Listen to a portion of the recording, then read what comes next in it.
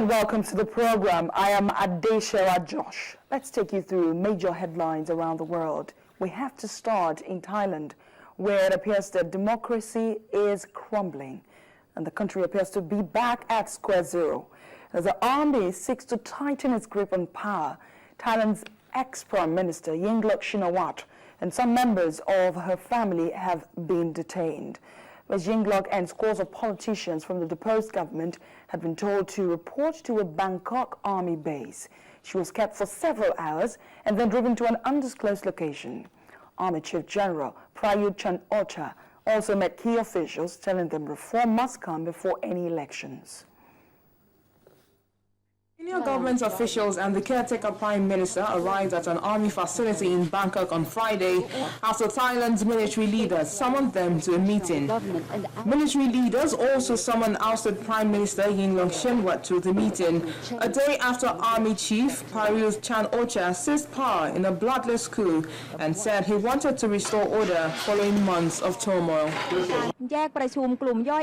Prayut launched his coup after the various factions refused to give ground in a struggle for power between the royalist establishment and the populist government that had raised fears of serious violence and damaged Thailand's economy. Soldiers detained politicians from both sides when Prayut announced the military takeover, which drew swift international condemnation after talks he was presiding over broke down. We've taken preliminary steps to suspend military engagement and assistance while we consider the facts on the ground. This is a standard part of the process that would take place. So right now there's a comprehensive review of that going on. The State Department and USAID provide approximately $10 million annually in bilateral assistance to Thailand, only a portion of which is assistance to the Thai government. The military censored the media, dispersed rival protesters in Bangkok, and imposed a nationwide 10 p.m. to 5 a.m. curfew. Well, our colleague there, Voice of America, Steve Herman, is following what is unfolding in Bangkok. He's right there right now, and he is going to be speaking to us in this report. Take a look. Yes, it's been another dramatic day here in Bangkok, the first full day of the coup, and the Army Chief General Prayut Chan-o-cha has declared himself to be the Prime Minister of Thailand.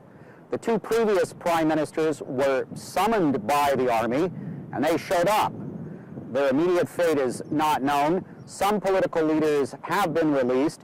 About 150 officials in all, including some top politicians, have been told not to leave the country. Schools are closed through Monday.